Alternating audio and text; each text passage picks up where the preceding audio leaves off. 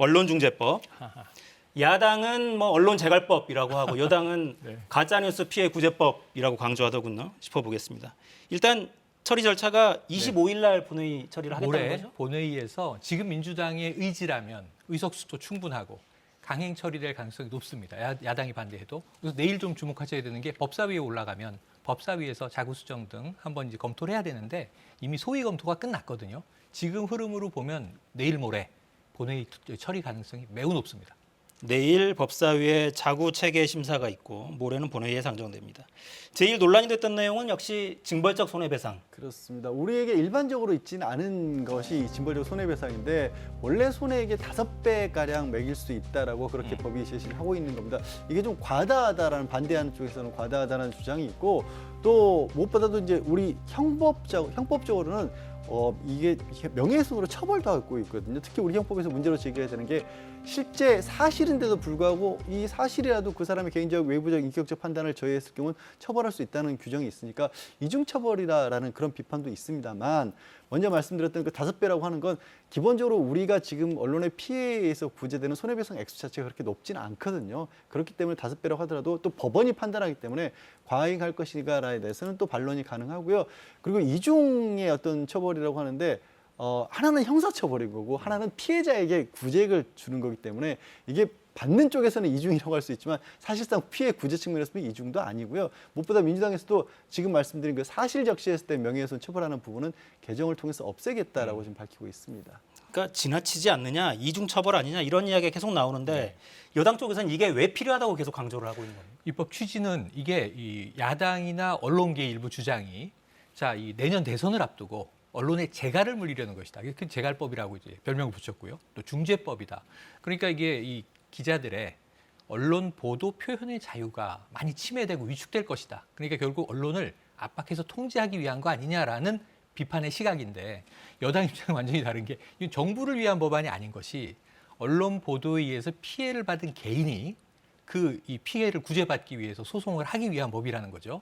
그래서 여기서 구제되는 대상은 개인들인 겁니다. 심지어는 그 문제가 또 이제 여야 논박 과정에서 짚어졌기 때문에 부랴부랴 들어간 항목도 있어요. 고위공직자, 선출직 공무원, 그리고 대기업 임원은 이 법으로 소를 제기할 수가 없습니다. 그래서 그런 문제에 있어서는 이게 법의 취지는 피해 구제를 위한 것이고 언론이 그동안 팩트체크 없이 허위 보도로 많은 피해자를 내지 않았느냐.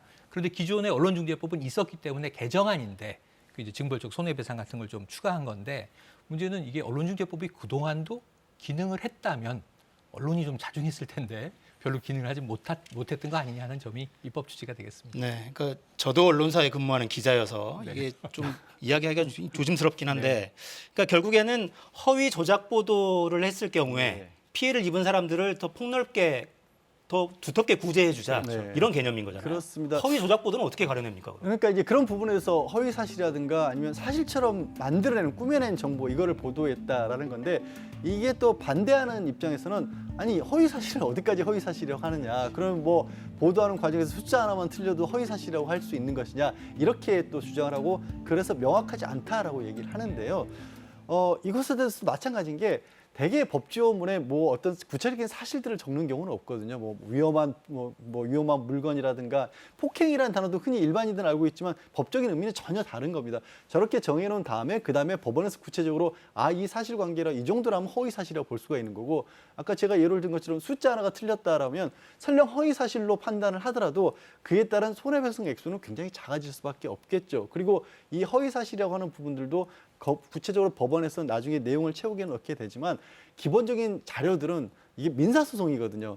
형사처벌처럼 검찰이 나서 수사를 한 다음에 이 사람 죄 있습니다 이렇게 하는 게 아니라 이 피해를 입었다고 주장하는 쪽에서 모든 근거 자료들을 다 제시를 해야 그걸 기초로 법원이 판단하는 거기 때문에 이게 명확하지 않아서 또 이게 잘못됐다라고 얘기하는 거는 일반적인 법원 측에도 또 안 맞습니다. 명확하지 않다는 비판은 좀 합리적이지 않은 측면이 있다. 제가 이 언론중재 및 피해구제 등에 관한 법률 통과한 이 대안을 지금 가지고 왔는데 뭐 이런 대목도 있더군요. 명백한 고의 또는 중과실이 있는 경우는 손해배상 대상이 된다. 근데 이것도 좀 모호하게 느껴지긴 해요. 그러니까 그렇죠. 이게 법률가들과 일반인은 해석이 좀 다를 것 같긴 한데. 근데 이게 법률가들조차도 이런 부분들이 잘못됐다라고 주장을 하고 있습니다. 그런데 명백한 고의라는 표현 자체가 굉장히 드뭅니다. 이게 일반적으로는 고의만 있어도 형사처벌일 때. 근데 말씀드렸다시피 형사처벌이 아니라 민사소송이거든요. 폭이 더 넓어지는데도 불구하고 명백하다라고 해서 오히려 그들을 좀 제한해놨다라고 봐야 되고요.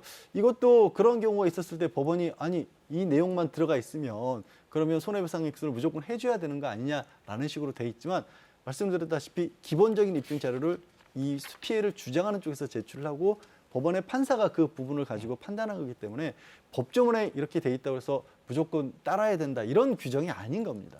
그러니까 초반에 왜 입증 책임 관련해서 논란이 뜨거웠는데 입증 책임이 네 가지 정도의 사실이 있었을 경우에는 이거는 명백한 고의나 중과실이 있다라고 추정한다라고 돼 있는데 그 앞에 이제 법원은이라고 넣은 거예요.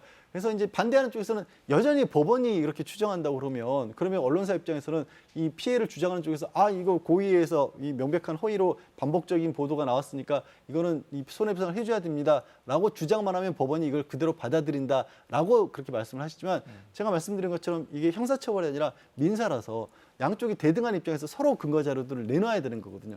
이게 보복적이다라고 주장을 하려면 그 보복적이다는 사실을 피해를 주장하는 쪽에서 입증을 해야 되고 그러면 그다음에 법원을 봤을 때 아 진짜 내가 봐도 보복적이 맞습니다. 그러니까 이건 언론사가 잘못했습니다. 이게 구조가 이런 구조로 돼 있기 때문에 걱정하시는 것처럼 법원이 일방적으로 한쪽의 주장에 따라서 판단할 가능성은 그렇게 높지 않습니다.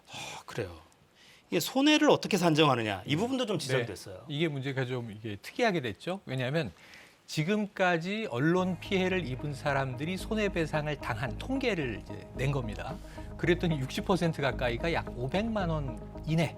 이렇게 소액이에요. 그렇게 많지가 않아요. 언론의 피해를 당해서 내가 사회적으로 매장됐다 하더라도 그 구제는 금액으로는 많지가 않고 1,000만 원을 넘는 경우가 한 20% 정도. 이런 식입니다. 그러니까 이건 너무 피해 구제가 약하지 않느냐. 근데 이건 책임이 법원에 있어요. 왜냐하면 금액은 법원이 정하는 거였는데 너무 낮게 피해 구제액을 산정했다. 그래서 아예 법률 안에다가 그 액수를 넣어버리자라는 거예요. 그래서 언론사의 전년도 매출을 근거로 하여 그 매출에서 1000분의 1에서 10,000분의 1 사이 수준에서 손해배상을 5배까지 한다. 그러니까 어떻게 추정이 되냐면 뭐 지상파 방송사의 매출이 제일 큰 경우를 보니까 최대 금액이 한 14억 정도 나올 수도 있고요. 통상 언론사 평균으로 보면 한 2억 원 정도. 그러니까 지금 500만 원, 1,000만 원 정도의 이제 금액을 한 5배 정도로 올리게 되면은 통상 한 2천만 원에서 5천만 원 정도의 이제 피해액이 손해배상으로 구제되지 않겠느냐라고 하는 추정치에 근거한 산정이에요. 그러다 보니까 이게 근거가 합리적인 것이냐에 대한 이제 좀 모호성, 공방이 있을 수밖에 없었습니다. 그래서 그 부분은 뺐습니다. 맞아요. 그러니까 매출 액수 기준이라는 거 뺐고 그냥 사회적 영향력을 고려한다라고 돼 있기 때문에 맞아요. 원점으로 돌아갔어요. 여전히 법원이 판단하는 거고 그러면 법원은 그동안에는 소송이라든가 이런 게 전혀 없었느냐? 아니거든요. 언론중재위원회 계속해서 자료가 쌓여 있고 그 자료가 쌓여 있기 때문에 그걸 근거로 해서 아까 말씀하신 것처럼 평균적으로 500만 원이라고 그러는데 그 평균적으로 500만 원이라는 근거도 딱히 없어요. 왜? 정신적 피해를 배상을 하는 거기 때문에. 그래서 말씀드리는 이유는 뭐냐면 기존에 쌓여왔던 손해배상 액수에 관한 법원 나름대로의 기준이 있습니다. 이미. 그 기준을 최고 5배까지 한다라는 거기 때문에 그게 막 얘기하는 것처럼 아 그러면 언론사 문 닫아야 되는 거 아니야? 그럴 가능성은 없다라는 거죠. 액수가. 이게 이 법으로 언론 개혁이 얼마나 될지 잘 모르겠다는 생각이 그렇죠. 설명 듣다 보니까 좀 드는데요. 그러니까 지금 야당은 뭐 권한쟁의 심판 청구하겠다, 예. 위헌 소송 내겠다 지금 이런 입장이잖아요. 그러니까 뭐 명확성의 원칙에 반한다든가 표현의 자유를 과도하게 억압을 한다라든가 이런 부분들을 들어서 권한쟁의를 신청하겠다라는 건데 권한쟁의가 뭐냐면요. 권한쟁의는 국가기관 사이에서 도저히 해결할 방법이 없었을 때 헌법재판소에 들고 가는 거거든요. 국회에서 법을 만든 겁니다. 그러니까 국회에서 법을 만드는데 여당 야당이 싸워서 여당이 야당의 이 권리를 뺏었다고 이 헌법재판소로 갈 수 있는 건 상식적으로 안 맞는 거거든요. 이거는 그냥 정치적인 목소리인 겁니다. 그냥. 그렇군요. 아 이거 참 언론 개혁을 하자고 만드는 법인데 네. 언론 개혁이 될지를 잘 모르겠다는 게 그겁니다. 그러니까 개혁의 문제도 충족시키지 못하고 그러고 야당이나 지금 언론계가 좀 과도하게 걱정하는 것처럼 언론을 또 통제하는 법은 아니고 그 사이에 애매한 상황이 돼서 공론을 좀 많이 더 가져야 하는 것 아닌가 하는 생각도 드네요. 네. 법사위 본회의까지도 남아 있으니까요. 네. 여야 모두 좀 깊이 좀 들여다봤으면 좋겠다 이런 생각이 듭니다. 개혁에 부합하는지 잘 모르겠어요. 네, 양지열 변호사, 최영일 평론가 수고하셨습니다. 태풍이 근접하고 있습니다. 피해 입지 않도록 미리 대비하시기 바랍니다. 저는 내일 다시 찾아뵙겠습니다. 4시엔 사사건건.